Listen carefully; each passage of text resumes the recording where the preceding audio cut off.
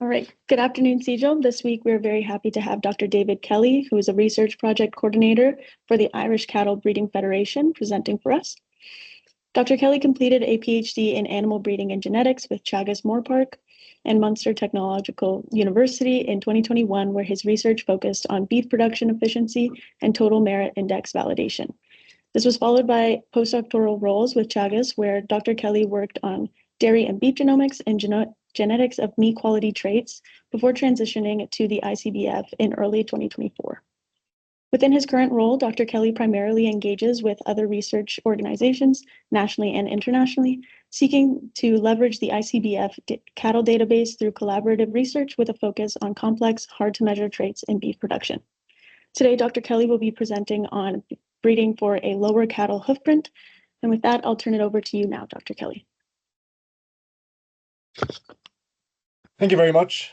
Yep, happy to be here, happy to present to everyone. I suppose if any stage I'm speaking too fast, just let me know, because as anyone who knows Colin Lynch, Irish love to speak, so we can get a bit animated.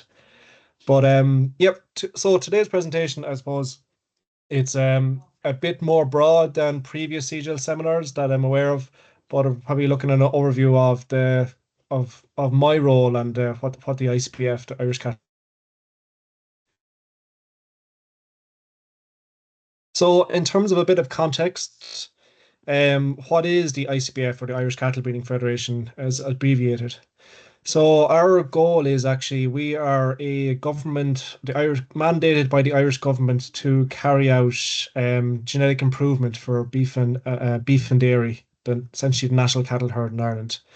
So our focus improves on genetic improvement and tools for future improving the beef and dairy farms, establishing and maintaining a database of performance data.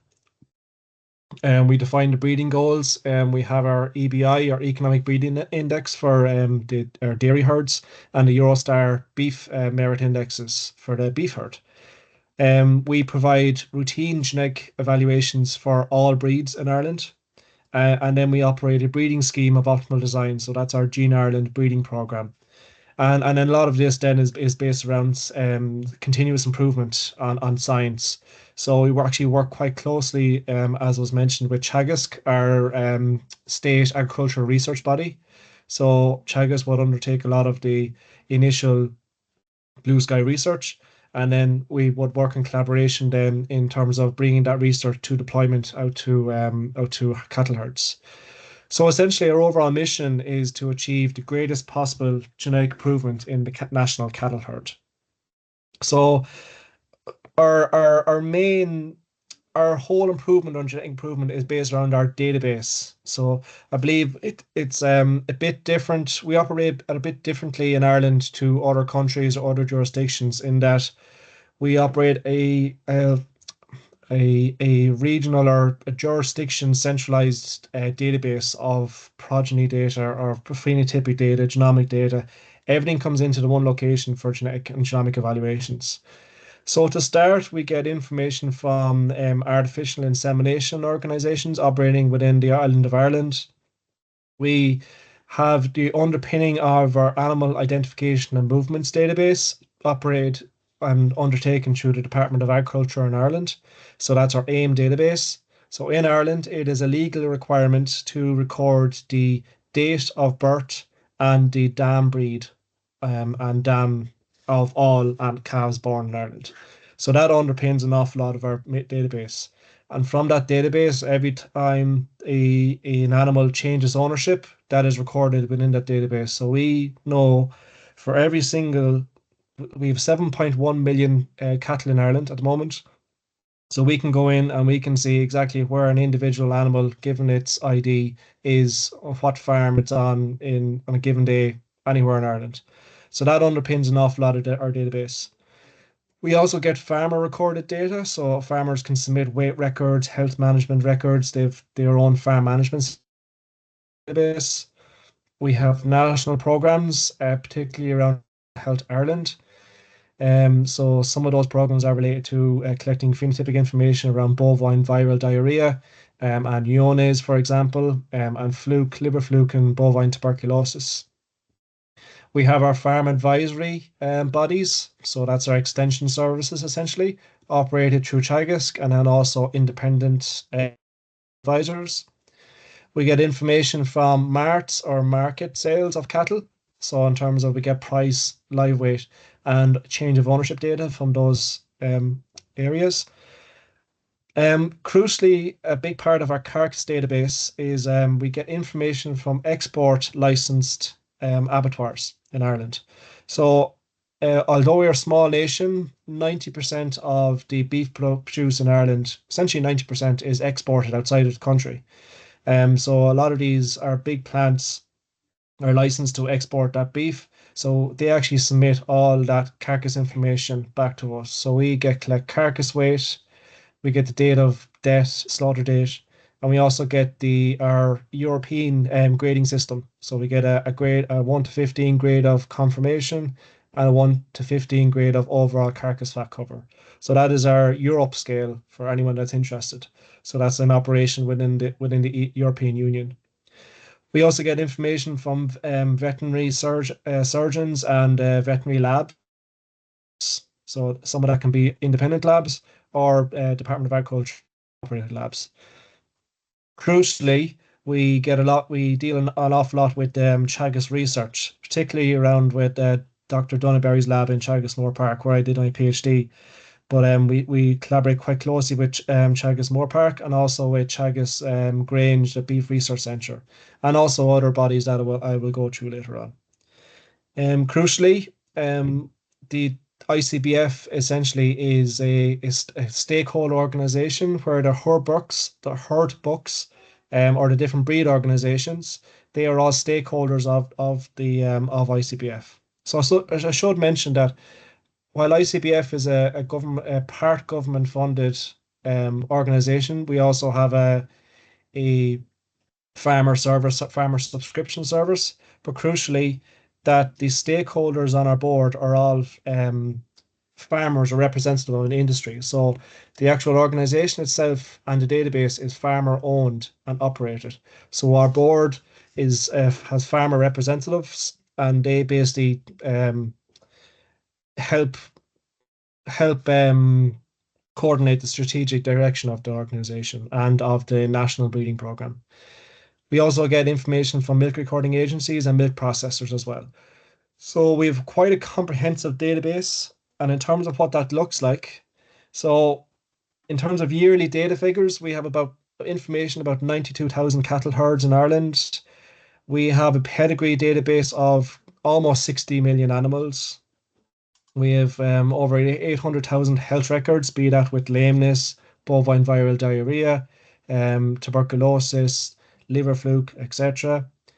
We get information on 7.7 million animal movements. So that's movements from herd to herd. We receive 1.6 million slaughter records annually.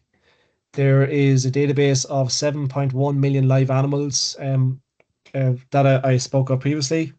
There's approximately 2.4 million animal births registered every year, 8.6 million milk recording records, 1.1 million artificial insemination records, 2.4 million BVD records, and 2.9 million weight records, so live weight records submitted to the database every year. And crucially, now we have a database of over 4 million genotypes. So Ireland, in beef and dairy, we have we have a custom 50K international beef and dairy SNP chip that we work an awful lot with our colleagues in research to design that chip and refine SNPs on the chip in terms of adding new research SNPs. So it's in version 6 at the moment, and it runs on a Thermo Fisher platform. And crucially as well, then we have about 2,200 methane records in our database now at the moment. So it's quite a comprehensive database across the whole industry in Ireland, and we leverage that to make as much genetic improvement as possible.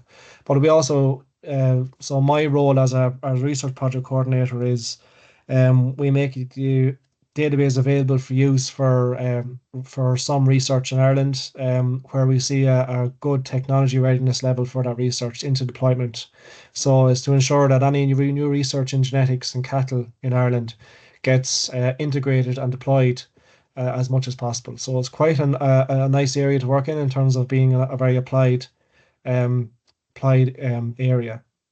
So my role is I work with research organizations, primarily Tragus, but others as well, on they're using that database and making the best use of that database for research, particularly around methane and breeding for a low carbon footprint. So what does the Irish beef and dairy industry look like? So we've over 1.6 million dairy cows and 800,000 beef cows in Ireland. And you'll see the breakdown of the breeds there. So we have about 43% of dairy cows are sired to a Holstein Friesian sire generally, and then 57% then are sired by beef. And you'll see the breakdown in the beef is predominated by Angus and Hereford. So 75% essentially of our dairy on beef progeny are kind of traditional breeds. And then in the beef side, in terms of the beef industry, it's primarily dominated by the European continental breeds. So in terms of Limousin and Charolais, and then some small bit of Angus down around 12%. But you see, there's quite we have a very interconnected industry in Ireland in terms of the rate of sex semen use has been increasing in Ireland, so we see a lot bigger use of beef on dairy and valorizing the surplus dairy calf. And in terms of farm size, our average farm size for dairy is about 95 cows, and for beef, it's about 20 cows. So it's very much the dairy industry very much is kind of a full-time farmer basis, whereas a lot of our beef farmers in Ireland will be considered part-time, so they'll have off-farm employment, um, and quite a difference in the scale. And some of that is just down to the profitability around the industry. But our beef and dairy industry are very interconnected, and all of the information feeds into our centralized database. Just a bit of more background. We have several breeding goals we operate in Ireland. So for the dairy herd, we have our economic breeding index, or EBI. So that's essentially to breed dairy replacements. Then we have a dairy beef index, which is used to select beef sires for use on dairy cows. So they're cattle destined for slaughter. And then on the beef side, we have a replacement index, which is to breed cows for the suckler beef herd. And our terminal index then, which is to breed beef progeny for slaughter. So most of my work is centered around the area, kind of the dairy beef index, replacement, and terminal, kind of on proper beef side of things. But we do some of my role is within working with the EBI, but primarily it's around the beef industry. In terms of sire recording in Ireland, it is improving. So you see in the graph there, the percentage sired with AI and the percentage with animals with a sire has been increasing year on year. We see some farmers up to recently didn't see a benefit to recording sires, particularly on beef, for beef on dairy, as they were mostly using Holstein Friesian for the first couple of weeks of the breeding season, as we have a seasonal pasture-based system in Ireland. So they were primarily using Holstein Friesian on the dairy side for a couple of weeks at the start of the breeding season, and then would use beef stock bulls, primarily Angus and Hereford, then to mop up after those. So they mightn't necessarily be in recording, but now with the expansion, so we went through a big expansion phase in Ireland since 2015 in our dairy industry, which has plateaued. So we saw an increase of 500,000 cows in that time. So part of that, with extra calves on the ground, farmers now really realizing the benefit and valorizing, putting more value on the dairy beef calf. So the beef, a surplus calf from the dairy industry. So that has led to a wider use of AI replacing some of that natural sire service market, particularly on dairies. But we also now have a national genotyping program. So although we see that our sire recording level isn't at 100%, where we want to be in terms of putting a bit more credibility behind our genetic evaluations. So we now have a national genotyping program to increase those sire recording levels. So this is just some statistics on our genotyping at the moment. So in Ireland, on the beef industry, we had a beef data genomics program. So where we incentivized farmers through EU funding to genotype their beef cows. And most of the genotyping on the dairy was done based on a case by case basis on farm for dairy replacements. But last year and this year, we've seen a huge increase in the amount of genotyping. So we basically have a scheme now where the state and through EU funding will subsidize the cost of the genotype, essentially the SNP genotyping. And so it's only a minimum cost for the farmer to get back an awful lot of information in terms of accuracy of the sire, breed verification, which is particularly important for dairy beef, more accurate genetic evaluations, in terms of also traceability as well. So there's a multitude of benefits there. So at the moment now, in our database, we have over 4.8 million animals genotyped. 27% of that is from dairy and 73% from beef. Through our national genotyping program, which was launched last year alone, we have over 700,000 calves genotyped to date in 2024, which is quite a feat in itself for such a small country.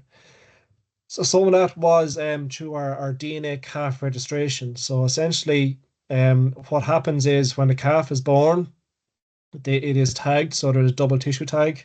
So one sample goes for our mandatory bovine viral diarrhea testing program, and then the other one is sent to the genotyping lab. So the farmer then registers that calf, inputs it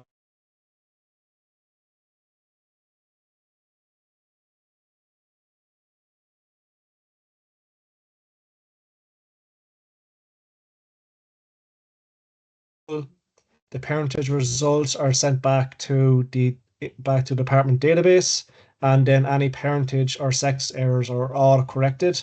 And then by day 13, the passport is issued to the farmer for that calf. So and then that calf then can be sold off farm, particularly for dairy beef. So most of the calf rearing are for surplus beef calves or sold off farm to specialized rearers.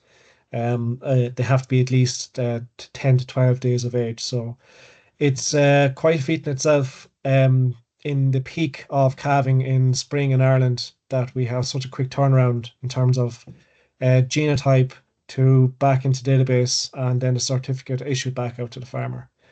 So this has been ramping up hugely, and one of the big issues now with our database is not is actually handling all this data.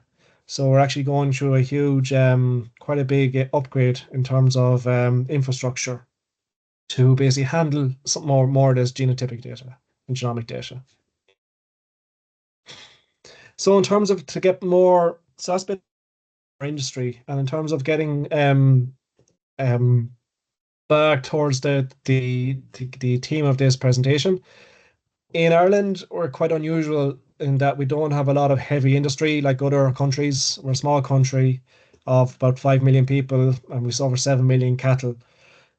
So agriculture dominates our sectoral emissions in terms of our gross greenhouse gas emissions. So almost 40%, 38% of our national emissions comes from agriculture. And of that 38%, 65% of that is enteric fermentation from ruminants. So like I said, we have 7.1 million live animals in the country at any one time. And now in the last 3 years, we have a legal requirements now to reduce emissions by 25% relative to 2020 levels by 2030. So we're facing an awful lot of uncertainty, and part of the landscape is that genetics will play a large role in helping to reduce our agricultural emissions. As cattle is one of the biggest sources of those emissions. Some farmers feel that it was devastating blow to the industry, and was talking about culling, but we are fairly confident we have a lot in place to achieve those targets. So in terms of the role of genetics in achieving that target, So we're basically by 2030, we are tasked with decreasing our overall sectoral emissions by 25%.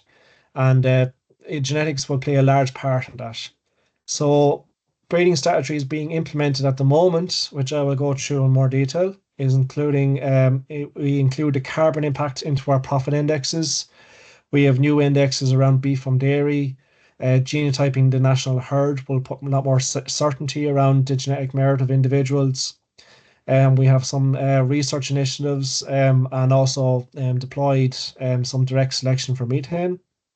And then in terms of the background, we work quite closely with milk and meat processors and policymakers around initiatives to help farmers make decisions on breeding strategies on the farm.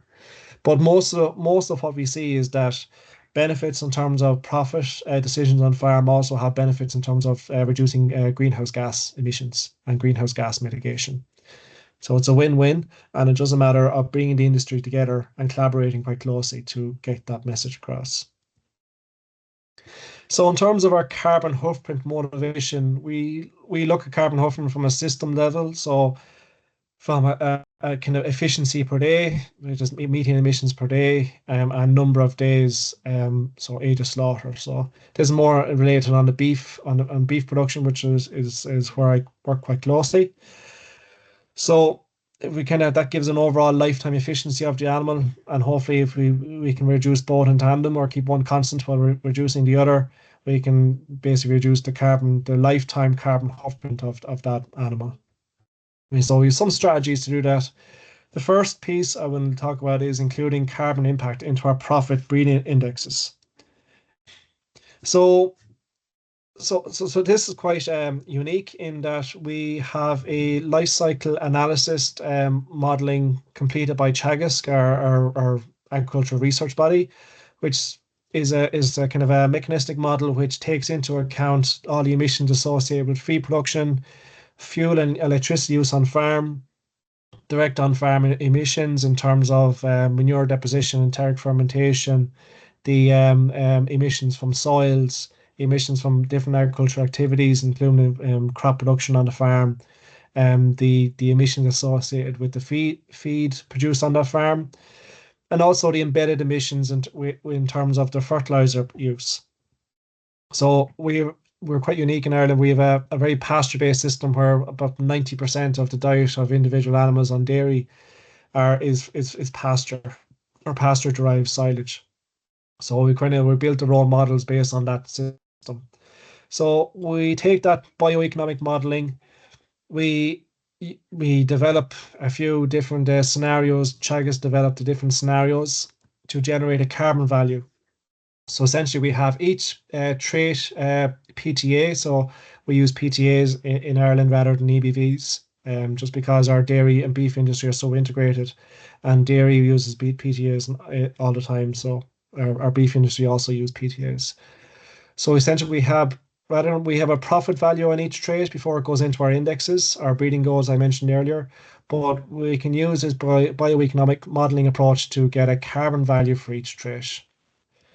And from that, then we can start that into the profit indexes. Now, this is on a gross emissions perspective essentially. So it's of overall emissions of the whole farm, and then we can separate that out into the individual traits. And at the moment, we assume a carbon price of €80 per ton. And so that's kind of some of the basis of the putting up a profit value or euro value on carbon, or the cost. So essentially, you're putting cost on the methane emissions or the emissions produced from those exercises. So we have our profit indexes now, our deployment framework in terms of our breeding goals. Dairy, beef, and beef terminal. So we see that carbon now makes almost 7 to 10% of the index now. So a direct cost on carbon, all dairy and beef indexes.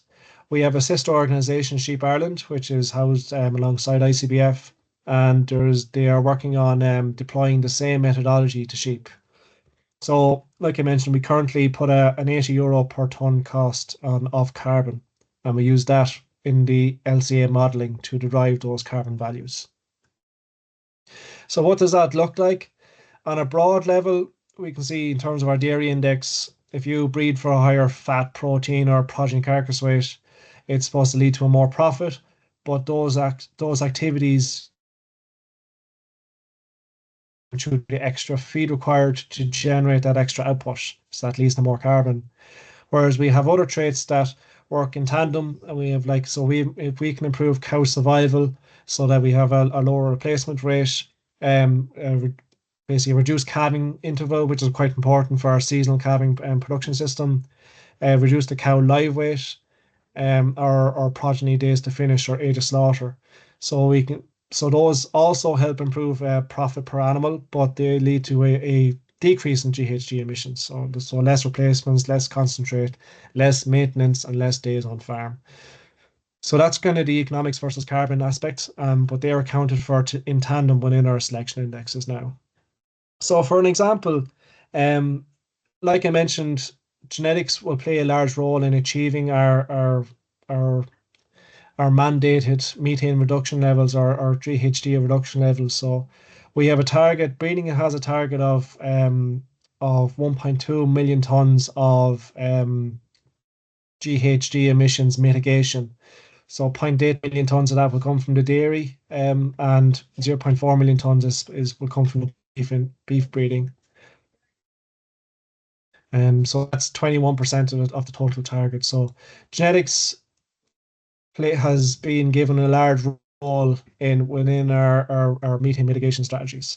So before the inclusion of our carbon sub-index, so you see there just a screenshot of what a farmer might look like when they can go into individual animals, and you can see the breakdown of the different components of their overall genetic merit for the animal, for their cow. So overall, the old EBI was leading to a 11.86 kilo CO2 equivalence reduction in GHG emissions per animal uh, per year prior to the inclusion of a carbon index. And by including a carbon value, by including the carbon, so essentially, breeding for EBI already was reducing GHG emissions, primarily through breeding more for more milk solids production per kilo of maintenance or per kilo of live weight, keeping live weight constant. But now with our new ABI, we've actually increased the efficiency of our EBI index of reducing GHG emissions by 6.5 kilos of CO2 equivalents per animal per year. So if we take our national dairy herd of 1.63 million dairy cows, that's an additional potentially another 30 kilotons of GHG emissions mitigated per year, or 300 tons over 10 years. So it hopefully will add to an awful lot of reaching that 1.2 million tons of GHG emissions target. So that's just an example of the carbon sub-indexes. Essentially, our carbon sub-indexes were a precursor to our direct selection for methane. So we can use the interconnectedness of the industry and the knowledge through our research partners to develop specific carbon values to include into our indexes. So the next component is actually direct selection for methane and where we lie in Ireland with that. So just as some background is actually where I work. So we have ICBF actually runs the Beef and Dairy Research Centre, which actually coordinates our progeny test program within Ireland.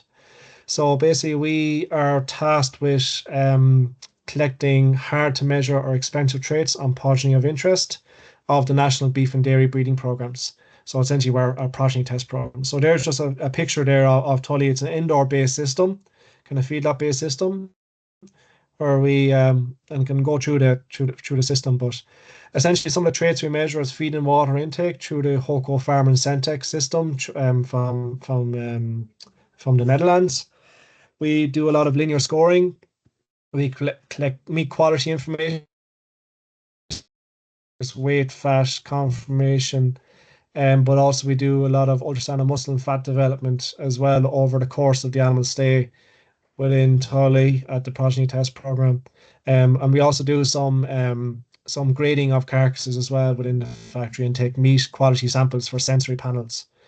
And then crucially as well, we have methane emissions being collected on these animals through the green feed system from Sealock in Rapid City. So in terms of background, we run the progeny test program to basically put more accuracy behind and then collection those hard to measure phenotypes on well connected candidates. So these are all progeny of new genomic AI sires. So some of the selection processes is that we basically take in 15 to 20 progeny per new sire. Must be sire, maternal, grandsire recorded. Age we take a range of age and genders, and across bulls, steers, and heifers. On the farm before they arrive at the centre, their parentage verified, which happens naturally now through our genotyping program. We collect weight and information. And our aim is to slaughter 650 progeny per annum through the facility. So about 130 of the Hoko Farm and Centec bins you'll see there, and 12 green fees now in operation.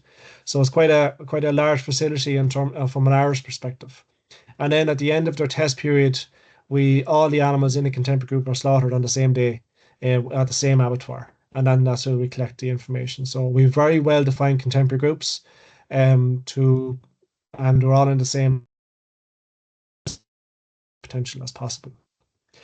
So that's some background to our progeny testing program. So most of our methane phenotyping since 2018 has been focused on Tully, but now we have close on 40 green feeds in circulation in Ireland. Some of those are IP constrained, but we now have a lot of green feeds in place on research and commercial farms across beef and dairy. So we have quite a large methane data set from the Progeny Test Centre in Tully, about 2,000 animals. And our recent initiatives, which I'm primarily focused with, is on getting grazed grass or grass silage based methane records. And we put a lot on animal training and of these equipment. So these green feeds are quite expensive. And so we put a lot of effort. We have technicians on the ground, which put a lot of effort into making sure these machines are being used to the best of their ability on the correct genetic diversity that we want to collect information on. And you see there some of the funders on the bottom and within Ireland of that infrastructure. So there's been a good industry-wide focus on scaling up equipment structure to collect this important information, given how important it is, how important ruminant enteric fermentation is to our overall national emissions. So in terms of inventory, we have a lot of green feeds in place within in Teagasc or Teagasc research farms, universities, and then Meat Technology Ireland funds some on commercial farms. So you'll see there we're across beef, dairy systems, dairy beef, beef on dairy, pasture-based systems, feedlot-based systems, and across a multitude of different systems. So that's we try to capture as much variability in systems and breeds and genders as much as possible, and to ramp up that methane phenotyping. So that feedback into what we have now at the moment is pilot breeding values for methane from our Tully data set, which is about 2,000 animals. And then we're ramping up that collection to expand our breeding values out to different systems. So at the moment, our breeding values for methane is a standalone trait. Nearly all the work, or a lot of the work on this area has been done by my colleague Claude Ryan. And you see there's a link to a paper at the bottom there that was recently published around this area. So this is a standalone trait. It's not within their indexes yet, but it's available on sires with tested progeny that go through the progeny test program in our Tully facility. It's expressed in gross methane in grams per day. So for anyone who's not familiar with the green feed system, the data comes out is the flux methane measurement. So each individual data point is expressed in grams per day, and then that can be scale. You collect multiple spot measurements across a day. That can be averaged within a day, within an animal, etc., or used at a spot measurement level. So for this breeding value, we use a spot measurement level because we see significant diurnal variation within a day. So there can be as much of 90 grams per day of a difference in methane between methane produced in the morning time and methane produced in the evening time. So it's important that to use a spot measurement and count for that within day hourly variability so that we don't bias animals that are predisposed to coming at different times of the day. That's quite important. So at the moment, that's available on our website. You can see the link at the bottom, icbf.com/methane. So there's about 1,500 animals within this database. And it also has feed intake within the model as well. And you'll see there that animals that have a lower methane GEBV are more favorable for methane emissions. And then obviously animals that have a plus value or a higher value for the methane GEBV are unfavorable. So they're ones that have a higher genetic merit for methane production. So at the moment, our pilot breeding values are standalone trait, not within our indexes yet, but they're a stepping stone for the industry. And it's to help farmers could use this information to make breeding decisions if they so wish. But at the moment, it is not within our total merit indexes. But we have some encouraging information here. So you see the graph shows our beef terminal index, our terminal genetic merit on the bottom, and the gross methane per progeny along the side. So we see there in terms of AI sires with progeny from Tully, there tends to be a favorable relationship between our current terminal index and methane production. So animals that have a higher genetic merit for our terminal index tend to have a lower genetic merit for methane emissions as well. And you'll see there that some of the animals on the lower end in terms of breed groupings are dominated by the continental breeds that we know tend to be more feed efficient. So like Limousin and Charolais, etc. So these animals tend to be leaner, bigger, faster growing animals that are quite favorable for terminal meat production.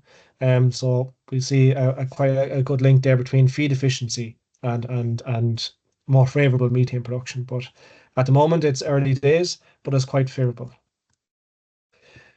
In terms of, we have a lot of ongoing methane research projects. So we have research there on methane and meat quality phenotyping, pasture methane genomic evaluations, international genetic evaluations, pasture methane phenotyping again. But we're doing a bit of work now that has only just begun, is on microbiome assisted GBVs. So we're looking at the benefit of rumen microbiome information. You basically utilizing it in something similar to a single step model. So basically have an extra matrix of microbiome information that we can extrapolate out through the database. So that has just started, that information with that project. Because we have such an interconnected database, we using some of this methane information to generate country specific methane emissions factors and methane prediction equations. So could be the case that we could actually, while we're collecting this information from a genetics perspective, and genetic phenotyping, or phenotyping for our methane genetic evaluations, we could also use this information to develop emissions factors, which will feed into our national inventories that estimate our national emissions. And then we also have a good bit of work around database infrastructure, because these green fields aren't a lot of the green fields aren't under our direct control, is building the systems so we can collect information quite easily. And that's a work in progress. So here are just a few examples of our green fields out on commercial beef farms in terms of indoor systems, out on pasture and in our commercial feedlots. So for those are kind of unaware, in Ireland generally we kind of spend the summer, spring and autumn at grass, and then they're housed during the winter time, kind of just because we get an awful lot of rain in the winter. And then we have some farms, a small percentage of animals then are feedlot finished as well. So we're in a housed all year round system, but it's majority pasture based. But the main thing is that we're trying to collect as much methane information across as many different systems as possible. One of the final components then I mentioned is around promoting an earlier finishing age, which is quite important in Ireland. So promoting an earlier finishing age has been as seen as a goal or real big tool to reduce or overall system emissions of the animal. But some of the research that I've been done, my colleagues of mine in Chagisk, has shown that we have to be careful around the system as well. So we can reduce age of slaughter, but some of that comes with higher input costs. And so the actual overall emissions per animal could actually be the same regardless of age of slaughter. So some of that is about having to reduce age of slaughter without while making the animal more efficient at the same time. So that's why I like to call it age at finish. So it's the age of when the animal is actually suitable for slaughter rather than just reducing slaughter age, getting a smaller carcass weight, etc. And that feeds into including age of slaughter or age at finish in an appropriately weighted selection indexes. So if we can reduce the 1.3 million cattle, so that's young bulls, steers, and heifers, if we can reduce on average the age of slaughter by 1 month, that has potential to remove 250 kilotons of GHG emissions. So, and that is the equivalent of not having to cull about 100,000 cows from the national herd, which was proposed to meet our targets. So we now have genetic evaluation for A to finish. It's quite a complex trait because there's many different decisions on farm in terms of actually having to when to slaughter those animals. But you'll see there we have huge variability within and across breed for genetic merit for age at finish. It has a heritability about 35% and is now included in all of our beef and dairy breeding indexes. And finally, in terms of bringing all those different components together, one of the things now when we have such a large beef on dairy, so I should have mentioned that 60% of the beef animals slaughtered in Ireland originate from the dairy herd and 40% from the cow-calf beef herd. So we have an awful lot of more dairy beef in Ireland or beef on dairy. So essentially, this was developed through research. Fiona Dunn was the researcher in Chagas who originally, this was her PhD, and now was brought through to deployment through ICBF. So we have a commercial beef value, CVV. So essentially, it's a tool for non-breeding beef farmers to get a better insight of an animal's genetic merit. So as animal breeders and geneticists, we probably mostly think of helping the breeding farmer or the farmer with the cows to make better decisions. Whereas we've used here is developed a tool for the non-breeding farmer to better segregate out the basically what is the genetic potential of their individual animals that are on their herd. So the weighting in the indexes has about in our commercial beef value is about 93% beef traits, and then we have 7% weighting on carbon as well to reduce carbon emissions of the overall animal. So this was actually launched just 3 years ago now. So essentially, it's our beef terminal index less our calving traits and calving difficulty, gestation, and mortality. Because essentially, when the calf is already born and is on the finisher's farm or the set stocker's farm, they aren't interested on the calving difficulty, gestation, or mortality of that calf. Essentially now, because it's already alive, it's already been calved down, it's on their farm. They're just interested in what's the growth potential, the carcass potential of that calf. So essentially includes the most important traits in terms of carcass weight, conformation, fat, feed intake, docility, finishing age, and a carcass specification trait as well. So that's the probability of that animal to reach the minimum or the optimum processor specifications.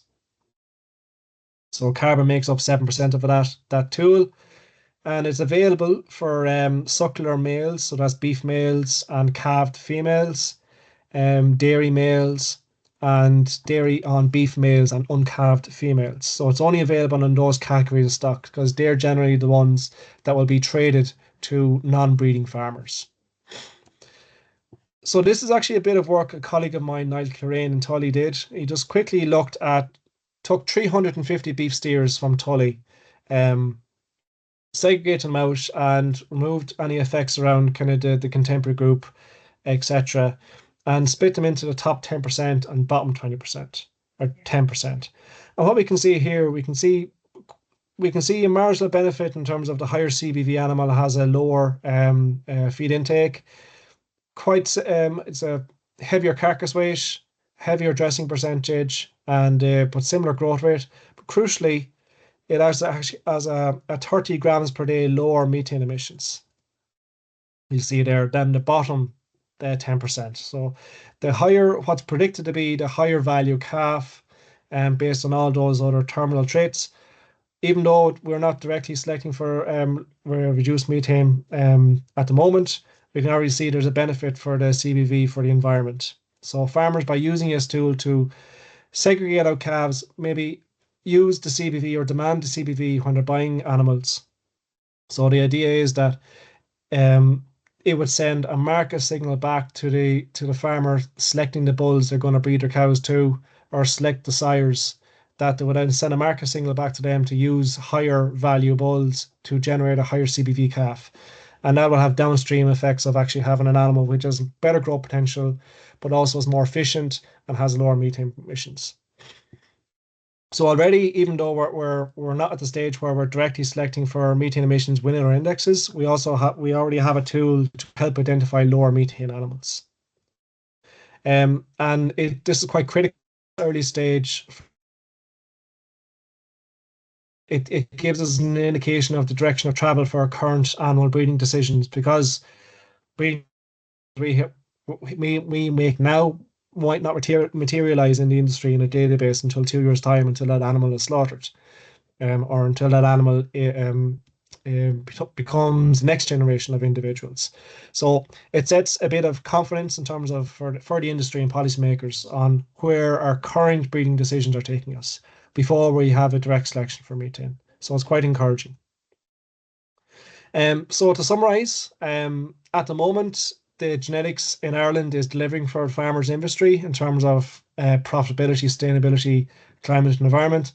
And as a geneticist, I always like to say that the animal breeding is best because it's cumulative and permanent. So you can make a decision and it adds year on year, and it's always permanent.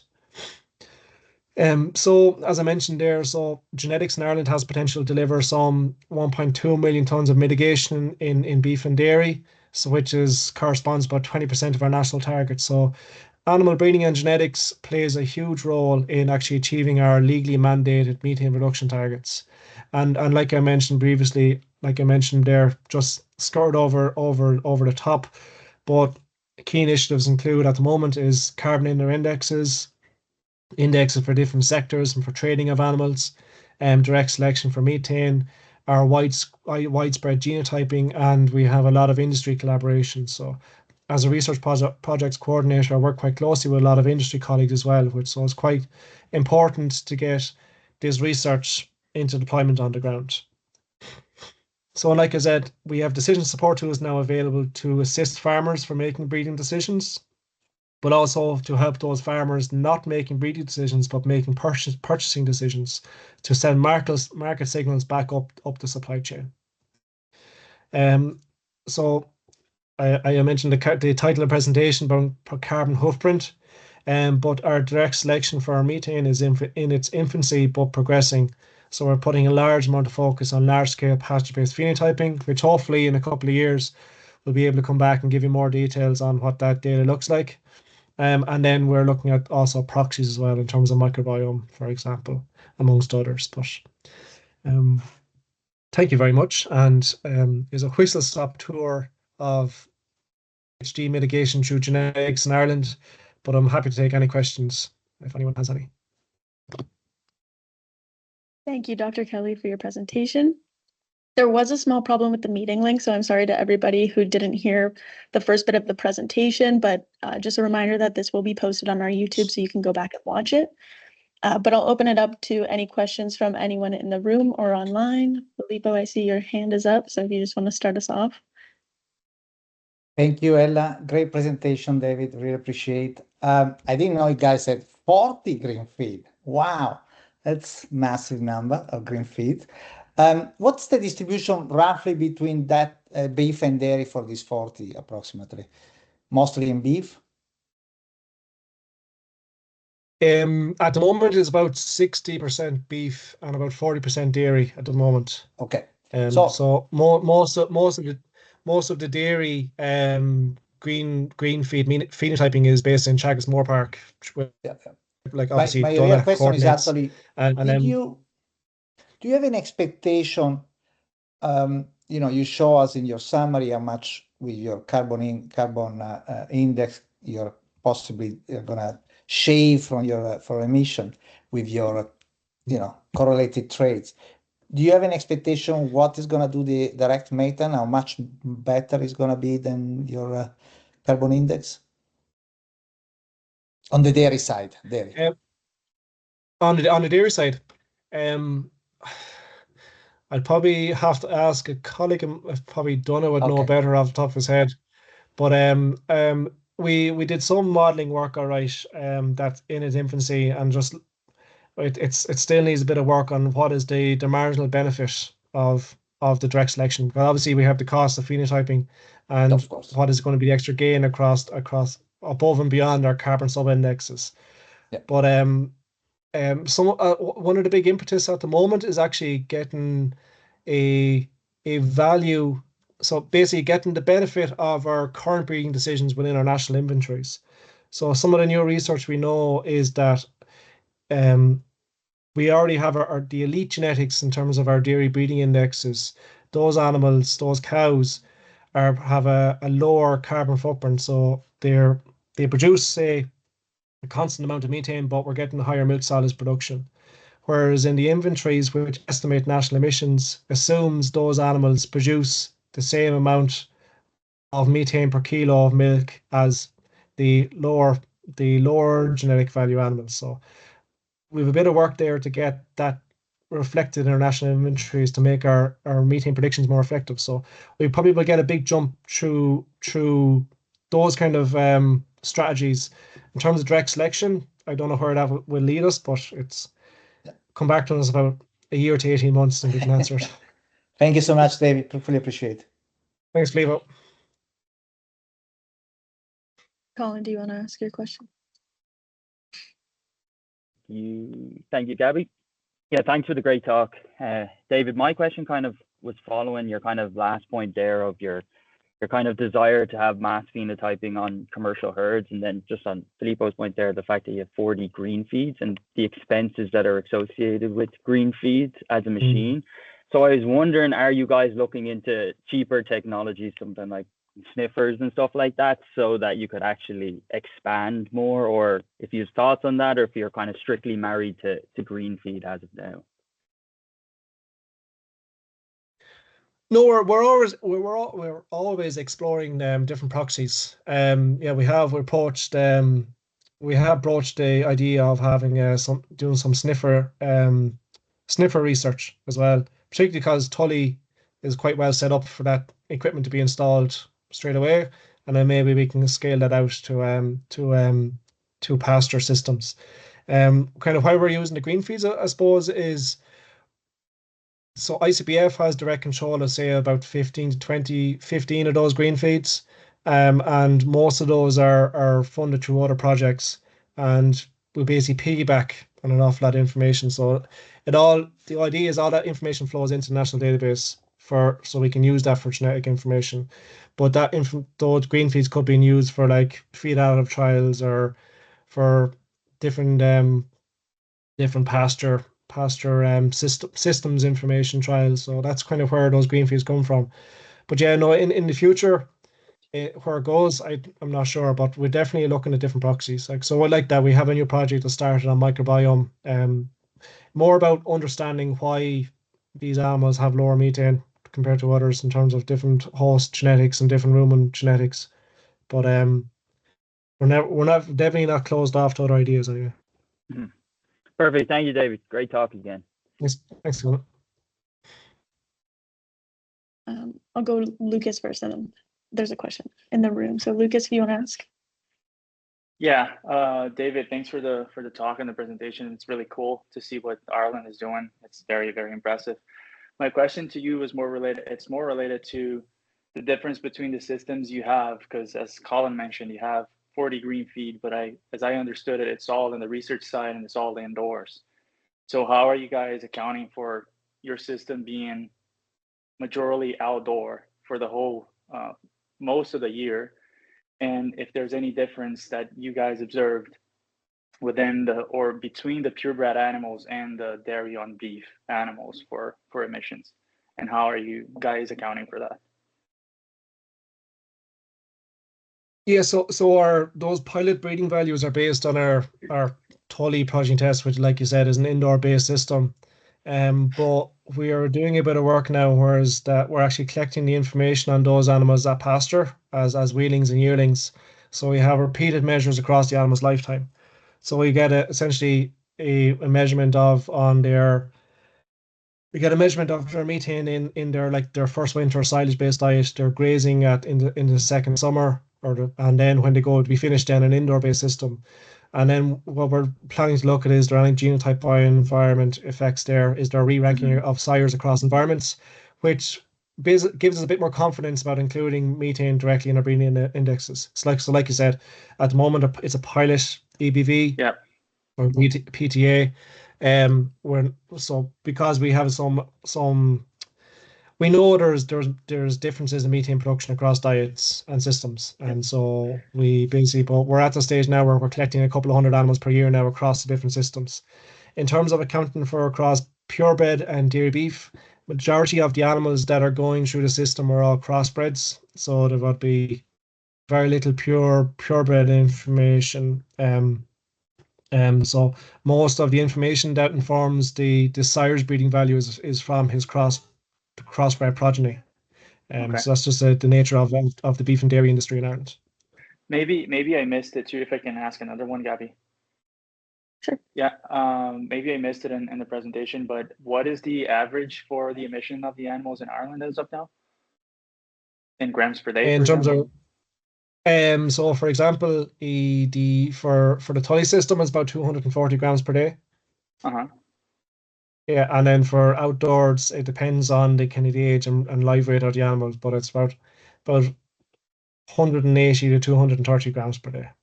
This again is all And measured by green feed. It is measured by green feed, yes. Yeah. Okay, cool. Thank you so much, David. Thanks, Lucas. Thank you. And Ricardo, did you have a question?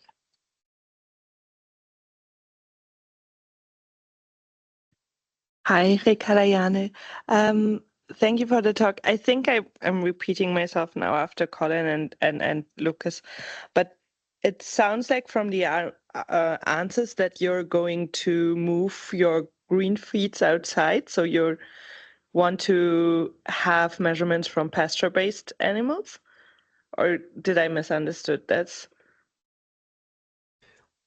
Yeah. So of the 40 green feeds, some of them are installed permanently indoors. So, for example, in our Tully test center, the progeny test center, they are installed permanently indoors. And then we have other ones then that move between indoor systems and outdoor systems. So, for example, in Ireland, their animals are generally at pasture for about 9 months of the year. So we collect the information when they're at grass, and then we take the green feeds. We have them essentially on a trailer. We have them installed in a trailer. We take them off the trailer, put them into a tie stall, and then we use that for indoors then. So we're collecting information when the animal's at different stages of the animal's lifetime, and we move the green feeds around across different systems as well. That's kind of why we have a really good technician backup in terms of actually managing that. Yeah, that's incredible. Thank you. Is there any other questions from everyone?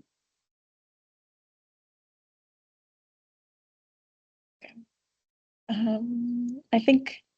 I think this was a great discussion from everyone, and thank you again, Dr. Kelly, for presenting to us today. Once again, the recording will be posted to YouTube, and I'll send you those details later. But thank you, everybody, for coming, and we'll see you again next week. Thank you very much. And for anyone who has any further questions, my email was on the slide there. It's just dkelly@icbf.com. And yep, happy to present. Thank you. Thanks very much.